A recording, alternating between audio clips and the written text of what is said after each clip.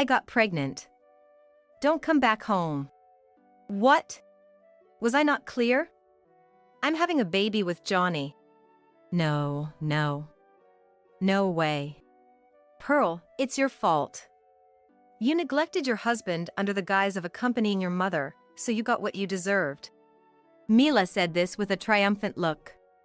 But I, without any disturbance, took the message "don't come back" quite literally. Really? I'd be delighted to. Johnny and Mila were dumbstruck by my unexpected reaction. Pearl. What are you saying? Aren't you angry that I cheated?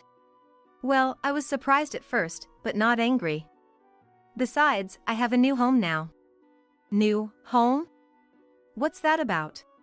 Yes, I have somewhere else to go. I don't need to bother with Johnny, whom I can't trust anymore. Mila can have him. I muttered that to myself. And these two were about to face an incredible disaster. I am Pearl, a 43-year-old working mother in construction. I have had a best friend from childhood, Mila. We've been hanging out since we were little. But in middle school, we became like delinquent friends due to our rebellious natures. That continued until high school graduation, but as we grew up, our lives took completely different paths. I have always hated studying, so instead I worked on self-improvement in my 20s, such as earning certifications. My efforts paid off, and my career got on the right track in my 30s. On the other hand, Mila spent her 20s and 30s partying, believing it is a waste not to. Now past 40, both unmarried. Mila didn't seem too concerned. But I, raised by a single mother after losing my father young, wanted to get married and repay my mother's upbringing. At work, most men close to my age were married. I casually asked my boss if he knew any eligible men. He introduced me to a single man close to my age. That's how I met Johnny. He was 2 years older than me, a construction company president. Serious and dignified. Johnny, who inherited the company from his parents, was work-focused like me. Busy with work and acquiring certifications, he hadn't been much interested in marriage. We clicked over having a lot in common, so we started dating. Within a year, we promised to marry. I told Mila the news. Really? That's great, Pearl. Congratulations. Thanks. Sorry I'm getting married before you. Don't worry about it. Just be happy. Mila seemed genuinely happy for me. Thank you. You must come to the wedding. Sure. I'll look forward to it. After informing Mila, all that was left was preparing for the wedding. Tomorrow, I'm visiting Johnny's family home for the first time. I was in a flutter of excitement. But I didn't know that the happiness would end in a blink of an eye. The next morning, I was getting ready with enthusiasm. What would Johnny's house be like?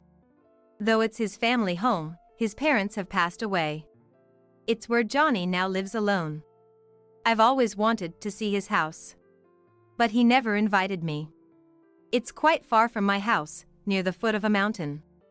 I planned to drive there, but Johnny offered to pick me up as the house was hard to find. Johnny said shyly while driving. Well, it's quite rural, so don't be shocked. No, I prefer quiet places to busy ones. Is it peaceful countryside? I'm really excited. I tried to lighten the mood, however. Johnny looked hesitant. It seemed like he wanted to imply don't expect too much. But to me, it's where my beloved one lives. The thought of seeing that was exciting. We drove over an hour after entering the neighboring town. We entered a dark bamboo grove, far from a peaceful pastoral scene.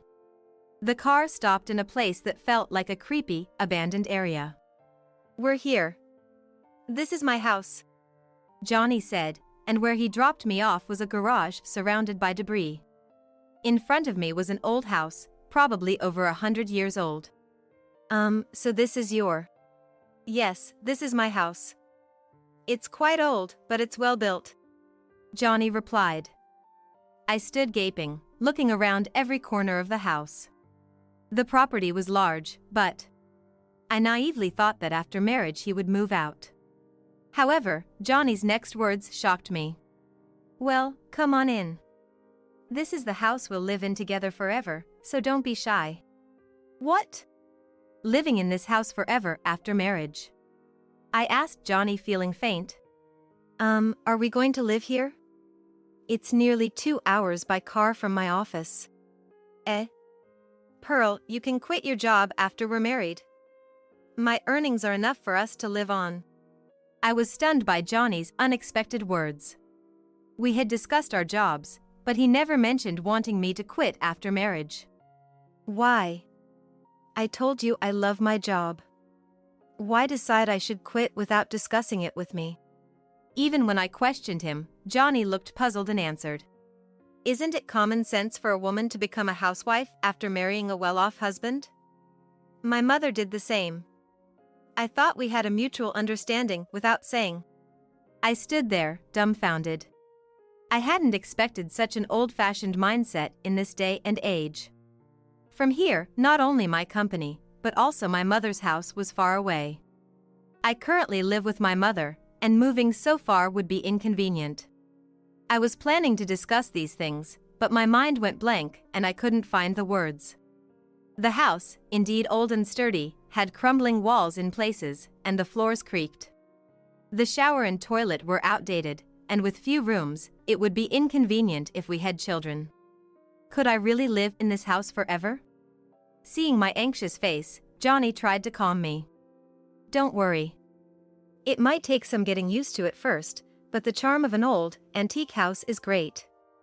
You'll find it comfortable soon." No, that's not the issue. I wanted to say, but couldn't. For now, I decided not to say anything and asked him to take me home before it gets too late.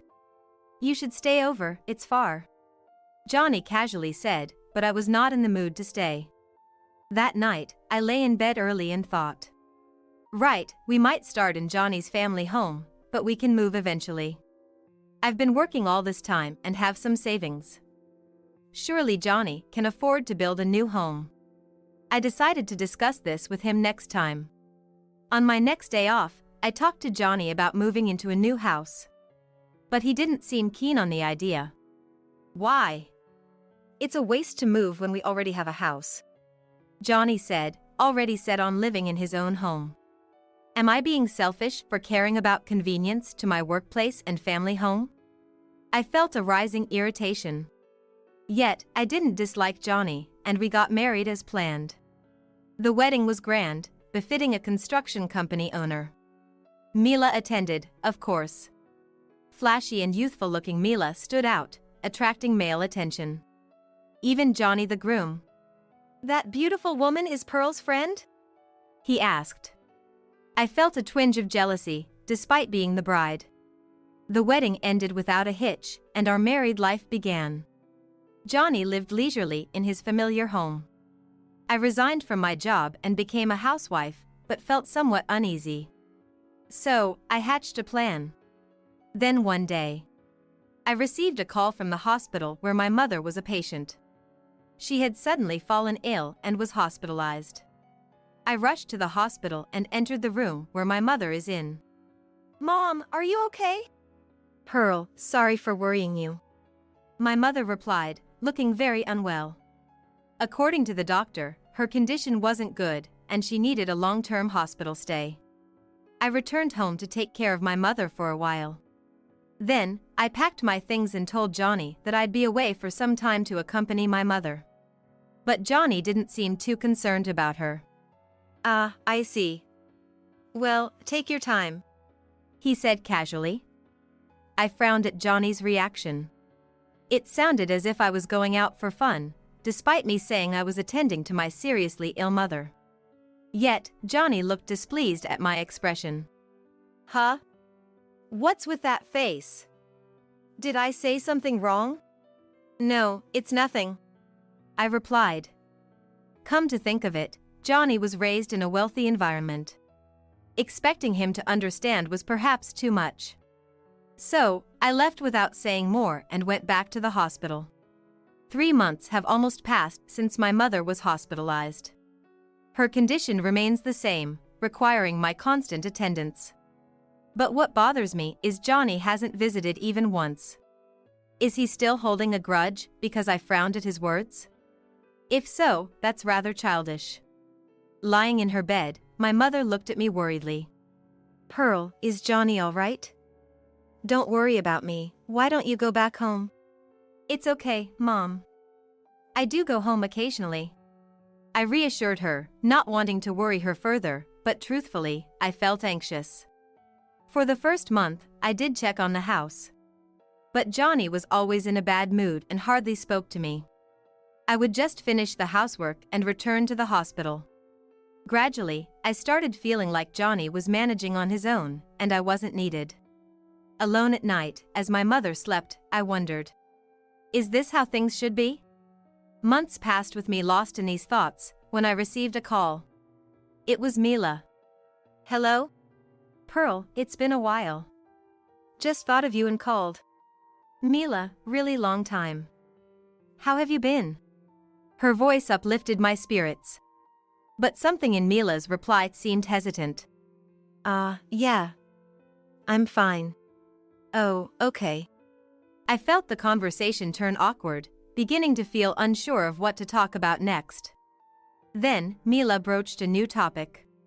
Hey, when are you coming back home next? What? I hadn't told Mila I was staying away to be with my mother. Her question took me by surprise. But since she reached out after so long, I recovered myself and asked her back. What's up, Mila? Did you call for something specific? No, nothing. Just wanted to hear your voice. As Mila spoke. Hey, Mila! A familiar male voice called out in the background. Mila gasped. Oh. And hurriedly ended the call. That voice. Could it be? A chill ran down my spine. It's been over 3 months since I stopped returning home. A bad feeling crept over me, and I decided to go home the next day. And the next day. After the morning rounds at the hospital, I hurried to my house. It was Sunday, so Johnny should be home. When I arrived, a bright red sports car occupied my usual parking space in the garage. That car seemed familiar. Entering the house, I saw stylish high heels in the entrance. I was right about my suspicion. Johnny! Are you here? I shouted from the entrance, and Johnny emerged, looking surprised. Pearl!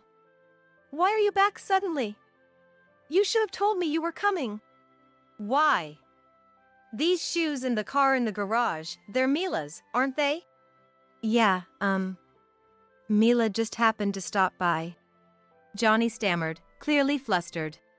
Then, Mila appeared, dressed in a baggy overalls dress. Idiot! Don't come out! Johnny scolded her, but Mila didn't seem to care. Why? It's not like it's a secret. We had to talk about it eventually, she said defiantly. Mila stood there boldly, not showing any remorse. Her outfit was unusually simple for her, a long dress covering her ankles. It looked almost like a maternity dress. As I pondered, Mila revealed a shocking truth. I got pregnant. Don't come back home. What? Did you not hear me? I'm pregnant with Johnny's baby, she exclaimed. No way, really? Standing aside, Mila blurted out while Johnny, with a sigh, just great, kept his gaze downcast. Perhaps Johnny wished to have this conversation in a more composed state. Pearl, it's your fault. You were neglecting your husband under the guise of accompanying your mother. You brought this on yourself. Mila said this with a triumphant look. But I remained calm and collected. Seeing my calm demeanor, Mila said with puffing up her cheeks.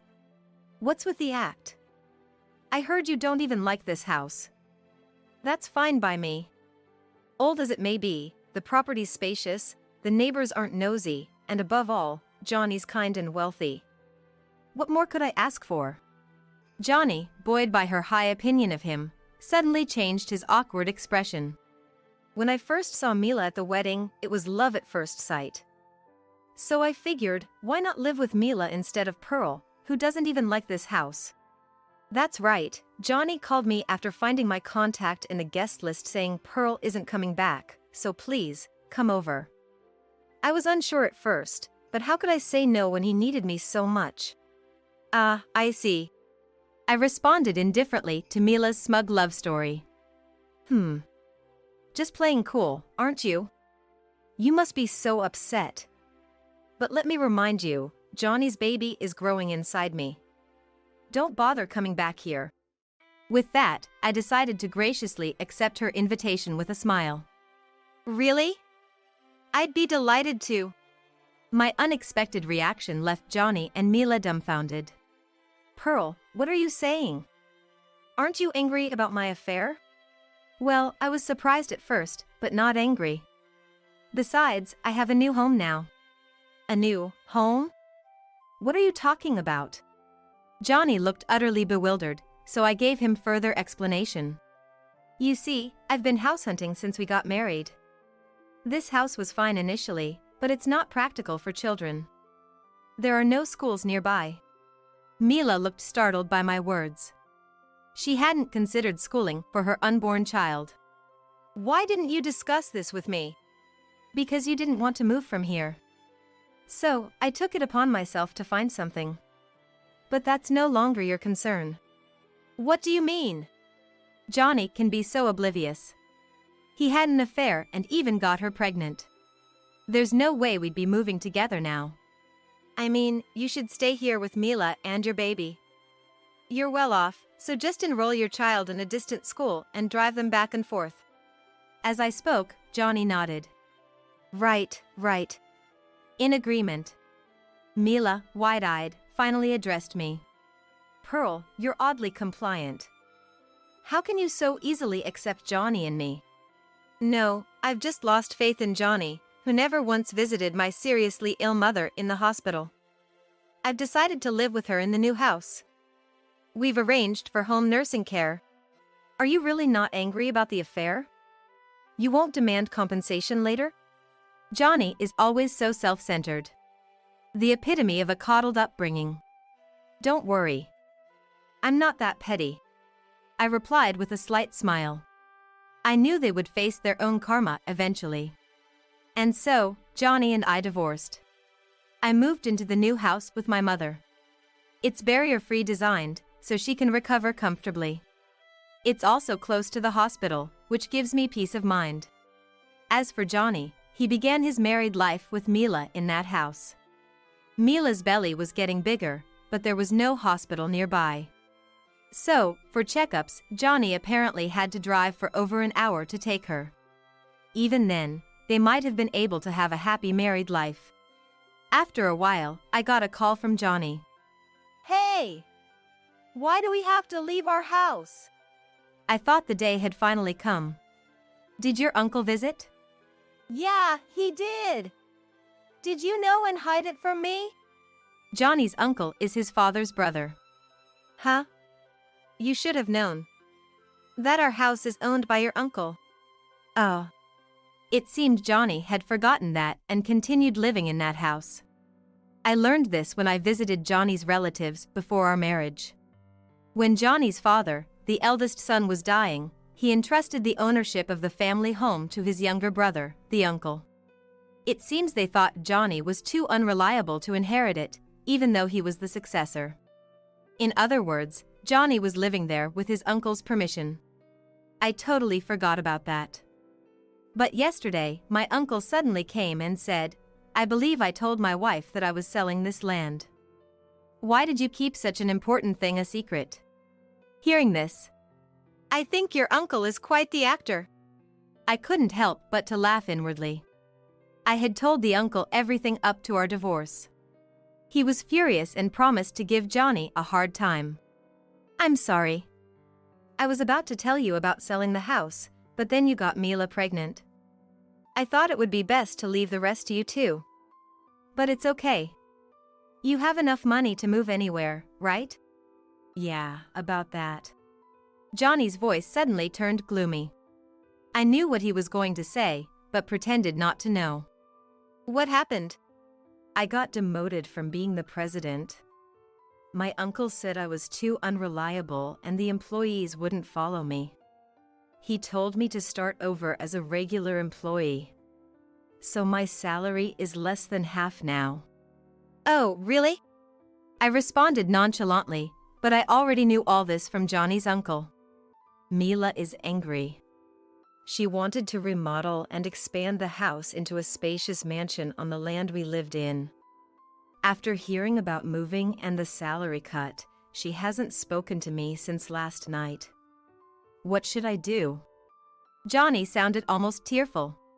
Mila was indeed after Johnny for his money. Well, that's not my problem anymore. You should figure it out yourself.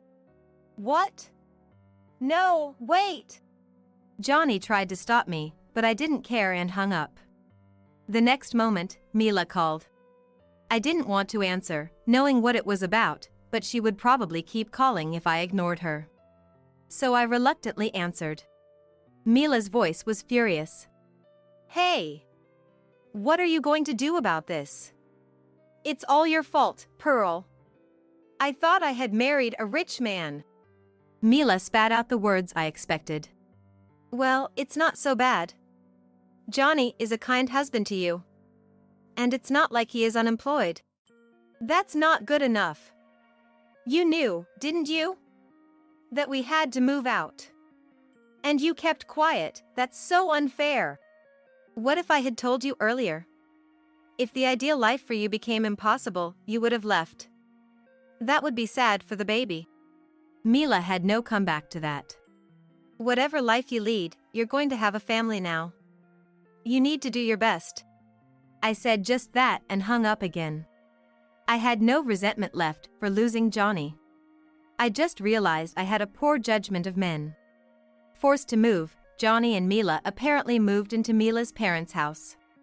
Though her parents were angry about Mila marrying Johnny, who took me away, they warmly welcomed them for the sake of their coming grandchild.